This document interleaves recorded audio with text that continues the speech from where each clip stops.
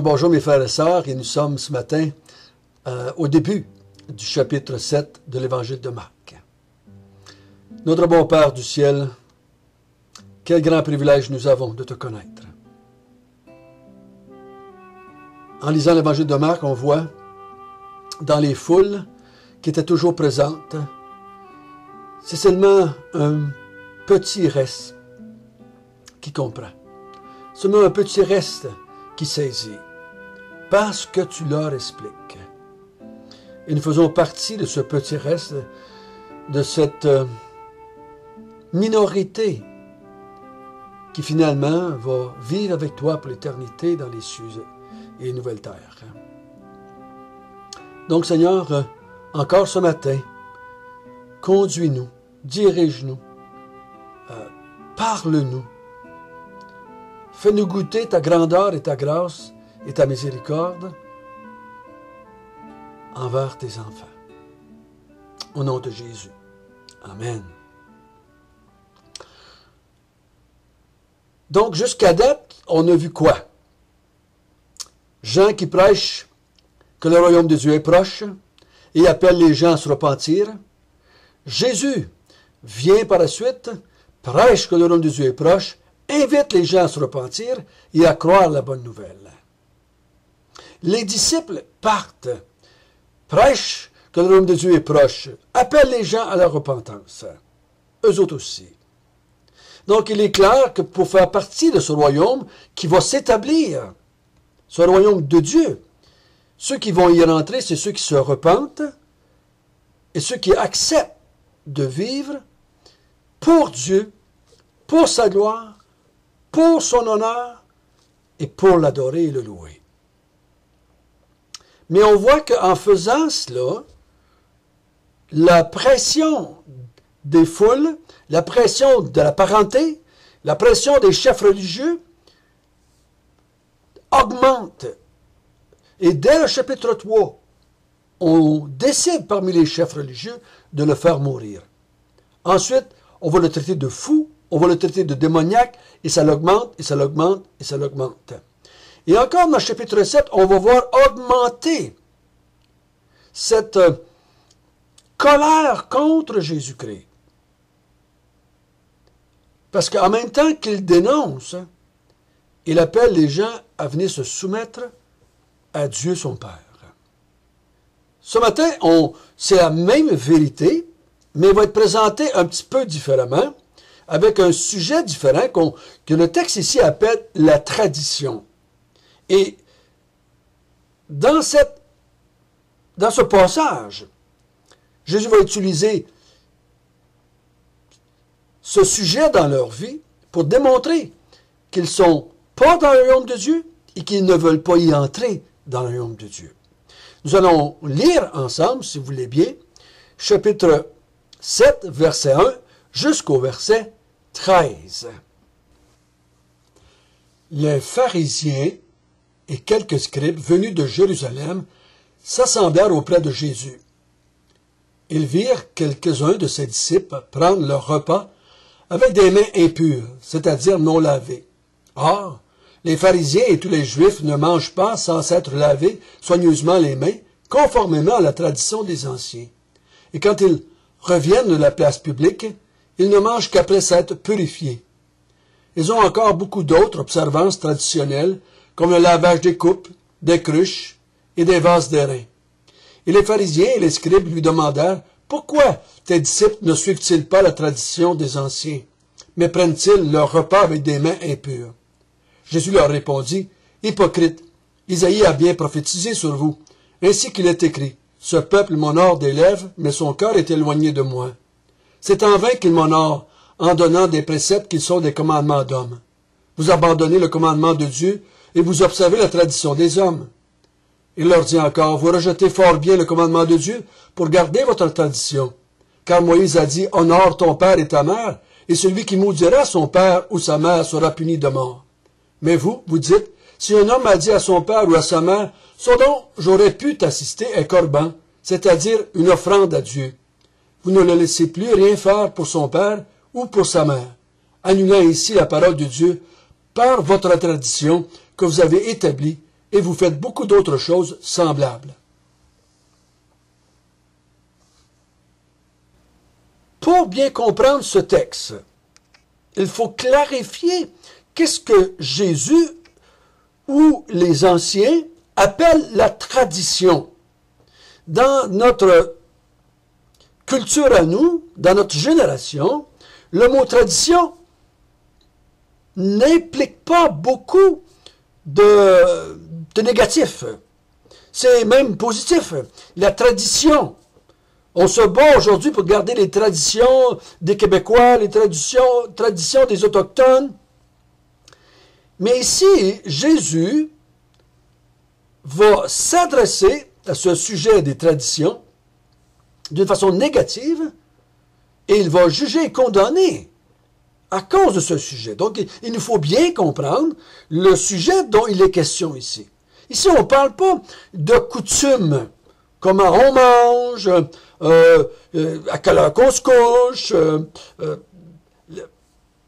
les traditions dans une famille, d'aller fêter, de fêter Noël, ou chaque été, une famille va aller en vacances ensemble. On ne parle pas de ces coutumes-là ou de ces traditions-là ici.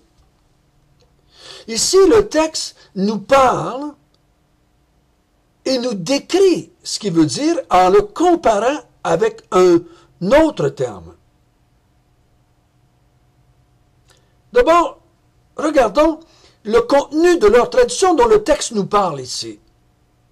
Les Juifs avaient la coutume de se laver les mains bien comme il faut avant de prendre leur repas.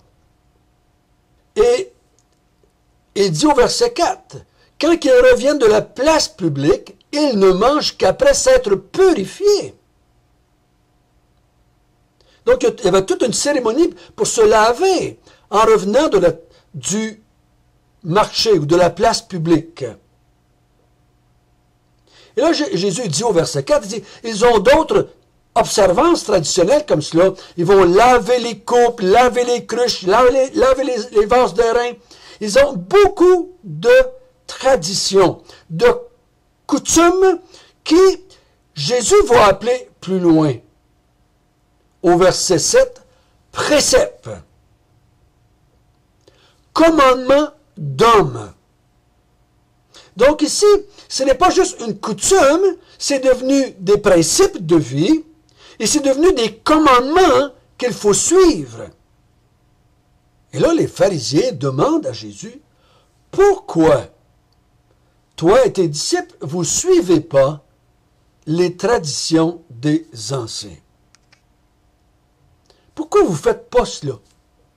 Pourquoi vous ne pratiquez pas les commandements d'hommes qu'on a mis en place, que les anciens ont mis en place?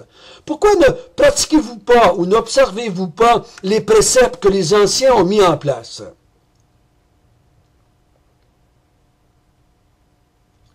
Et Jésus va leur dire pourquoi lui et ses disciples n'observent pas les traditions ou les commandements d'hommes ou les préceptes d'hommes que les anciens ont établis.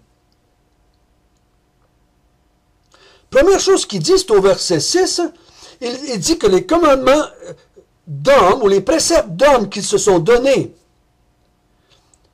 est une expression d'hypocrisie. Hypocrite, Jésus dit. Vous êtes des hypocrites.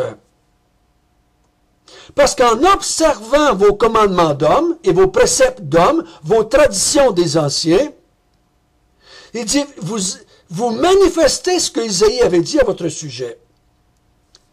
Ce peuple m'honore des lèvres, mais son cœur est éloigné de moi.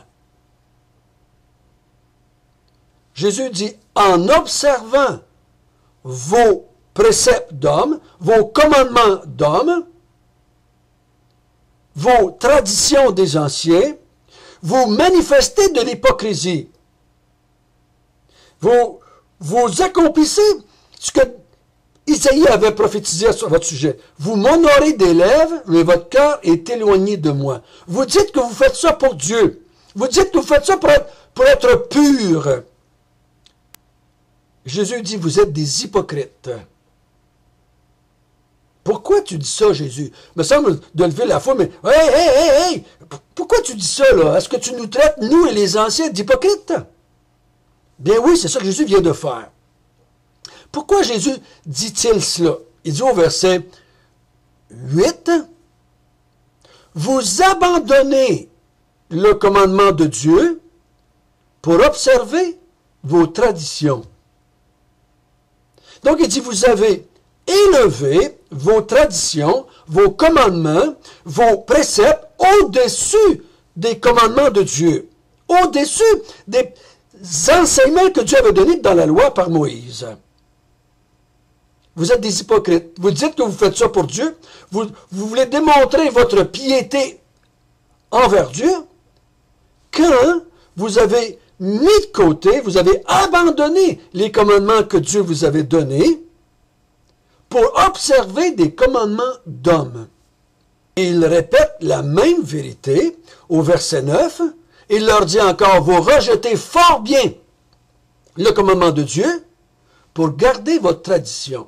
Donc il dit, quand vous avez le choix, vous rejetez facilement le commandement de Dieu pour pouvoir garder votre tradition, vos commandements d'hommes, vos traditions d'anciens, que vous avez mis à la place. Donc, qu'est-ce qu'il est en train de dire? Vous vous mettez au-dessus de Dieu. Quand l'être humain met de côté, abandonne, rejette les commandements de Dieu pour suivre les commandements que lui a établis, il se met au-dessus de Dieu. Donc, ça devient un blasphémateur, un injurieur, un idolâtre. Il s'adore lui-même. Il s'élève au-dessus de Dieu en mettant ses propres commandements au-dessus de ceux de Dieu. Et là, il leur donne un exemple au verset 10. Un exemple de ce qu'ils font. Il dit, il y a un commandement qui dit dans la Bible, Moïse a dit dans le Pentateuque, Dieu a dit, honore ton père et ta mère. Et celui qui maudira son père ou sa mère sera puni de mort. Donc, il y avait un commandement. Les enfants devaient prendre soin, devaient honorer leurs parents, prendre soin de leurs parents pendant qu'ils étaient vivants. Et le mot maudire, ça veut dire qu'ils se levaient, ils se mettaient face à leurs parents, puis ils maudissaient. Mais ils les mettaient de côté. Ils s'en occupaient pas. C'est la façon de les maudire. On les met de côté, on s'en occupe plus. Pour observer un commandement d'homme, un précepte d'homme. Mais, au verset 11, dit, mais vous dites, si un homme dit à son père ou à sa mère, ce dont j'aurais pu t'assister est corban, qui veut dire en offrande à Dieu. Je ne peux pas vraiment m'occuper de toi, papa, maman. Je ne peux pas vraiment vous bâtir un petit logement autour de moi. Je ne peux pas m'occuper de vous. Parce que l'argent que j'aurais eu pour vous, je l'ai donné en offrande à Dieu. Et au verset 12, vous ne le laissez plus rien faire pour son père ou sa mère. Vous obligez vos disciples à abandonner leurs parents, à maudire leurs parents pour observer vos propres commandements d'hommes, vos propres préceptes d'hommes. Et il dit au verset 13, annulant ainsi la parole de Dieu par votre tradition, par vos commandements, par vos préceptes que vous avez établis. Et il dit, vous en avez bien d'autres semblables. Vous en faites un paquet d'affaires comme cela. Ou est-ce que vous avez enlevé la parole de Dieu? Vous avez rejeté la parole de Dieu. Vous avez laissé la parole de Dieu en arrière. Vous avez annulé la parole de Dieu par vos traditions, par vos commandements et par vos préceptes. Et ce que vous utilisez pour vous justifier, vous regardez, non pas si vous faites ce que Dieu a demandé, mais si vous observez votre tradition, vos commandements. Et comment vous faites pour juger les autres? Vous regardez les autres, comme mes disciples, comme moi. Si nous, on observe votre tradition, Là, si on n'observe pas, vous nous condamnez. Donc, vous vous êtes fait une loi à vous. Vous êtes sortis de sous la direction de Dieu. Vous êtes sortis du royaume de Dieu. Et vous avez commencé votre petite affaire à vous. Votre petite religion. Et Jésus dit, c'est pour ça que mes disciples et moi, on n'observe pas vos préceptes. Nous, on observe les commandements de Dieu. Attention, ici, le texte s'adresse à des gens qui ne sont pas croyants, hein, et qui, à cause de leur décision de rejeter les commandements de Dieu, d'annuler les commandements de Dieu, de remplacer les commandements de Dieu, et qu'ils condamnent Jésus-Christ et les disciples par leurs commandements, ne pourront jamais entrer dans le royaume de Dieu. Ils ne pourront pas. Tant qu'ils vont garder cette attitude-là, ils ne peuvent pas entrer dans le royaume de Dieu. S'ils veulent rentrer dans le royaume de Dieu, il va falloir qu'ils fassent comme Paul. Quand Paul parle dans Philippiens, au chapitre 3, au verset 4, il dit ceci. « Moi aussi, cependant, j'aurais sujet de mettre ma confiance en la chair. Si quelqu'un croit pouvoir se confier en la chair, je le suis bien davantage. Moi, circoncis le 8e jour, de la race d'Israël, de la tribu de Benjamin, hébreu né d'hébreu, quant à la loi pharisien, quant aux ailes, persécuteurs de l'Église, irréprochables à l'égard de la justice de la loi. Mais ces choses qui étaient pour moi des gains, je les ai regardées comme une perte à cause de Christ. Et même, je regarde toutes choses comme une perte à cause de l'excellence de la connaissance de Jésus-Christ mon Seigneur, pour lesquels j'ai renoncé à tout, je les regarde comme de la boue afin de gagner Christ. » S'ils veulent faire partie du royaume, il va falloir qu'ils regardent leurs commandements, leurs préceptes, leur accomplissement comme de la boue. Et se tourner vers Dieu, vers Jésus-Christ, pour faire partie du royaume de Dieu. Il va falloir qu'ils se repentent et croient à la bonne nouvelle que le royaume de Dieu est arrivé en Jésus-Christ. Donc Jésus n'est pas contre les coutumes qu'on pourrait avoir dans notre vie.